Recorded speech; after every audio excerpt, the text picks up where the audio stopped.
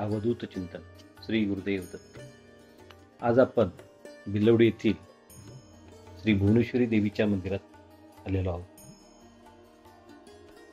श्री गुरुचरित्रातील 17व्या अध्यायामध्ये करवीर निवासी राहणाऱ्या एका विद्वान ब्राह्मणास एक निर्बुद्ध असा पुत्र जन्माला येतो. बरेच उपाय केले तरीही त्याची विद्वत्ता वाढत नव्हती.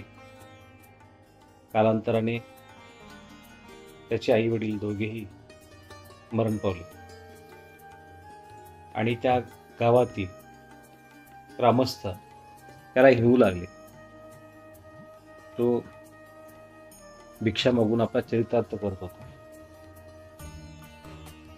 लोकांच्या हिणवण्याने त्याने करवीर शहर सोडले आणि पुढे तो भिलवडी येथील भुवनेश्वरी देवीच्या मंदिरामध्ये त्याने सलग 3 दिवस अन्नपान त्याग करून त्या ठिकाणी देवीची आराधना केली. 3 दिवसाचा व्याकुळ आराधना करून देखील देवी प्रसन्न होत नाही, म्हणून त्यांनी आपली जिभा कापून मातेच्या चरणी अर्पण केले. रक्तपूर भरपूर गेल्यामुळे तो बेशुद्ध होऊन तिथेच पडला. झोपेत असताना त्याला देवीचे दर्शन झाले.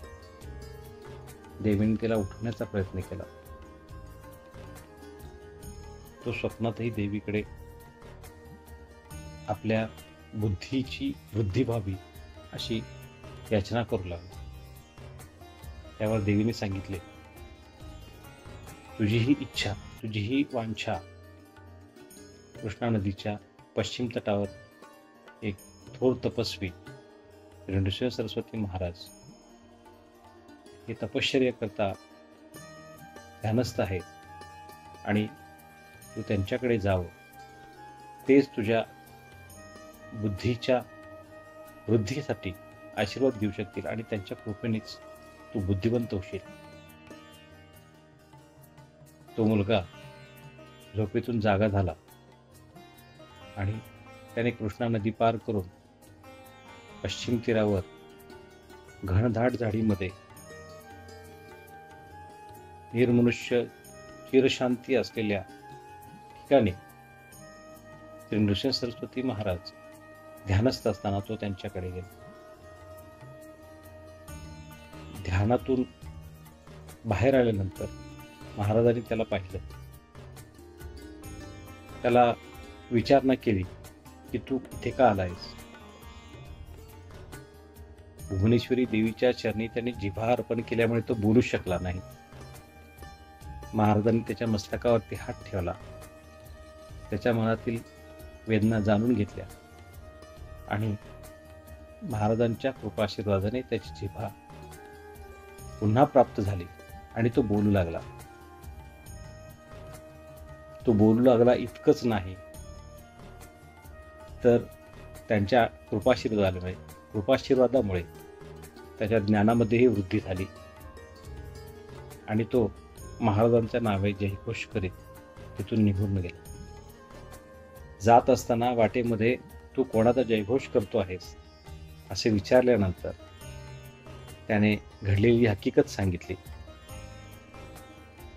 तेव्हा गुप्त होऊन त्या ठिकाणी चातुर्मासाच्या अनुष्ठानाकरता बसलेले नृसिंह सरस्वती महाराज यांच्या दर्शनाकरिता आपल्या अडीअडचणी त्यांना सांगण्याकरता लोक तिथे गर्दी करू लागले.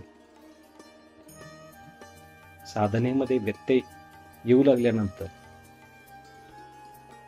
त्यांनी ते स्थान सोडण्याचा निर्णय घेतला आणि कृष्णा नदीच्या काठावरून कृष्णा प्रवाहाबरोबर ते चालत पुढे निघाले.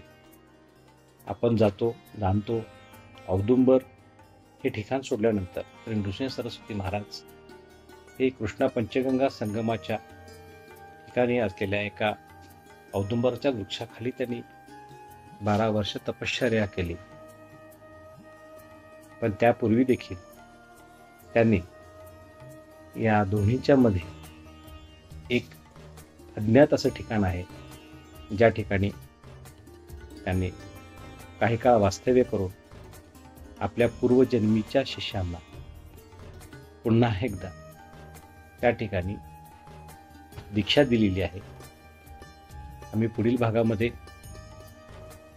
त्या अज्ञात राहिलेल्या आणि जीर्णोद्धार होण्याची अपेक्षा असलेल्या त्या ठिकाणाची माहिती देण्याकरिता नवीन व्हिडिओ अपलोड करणार आहोतच. तोपर्यंत आपण प्रतीक्षा करावी आणि आमच्या यूट्यूब चॅनलला लाईक, सबस्क्राईब आणि शेअर करावं ही विनंती. धन्यवाद. अवधूत चिंतन. श्री गुरुदेव दत्त.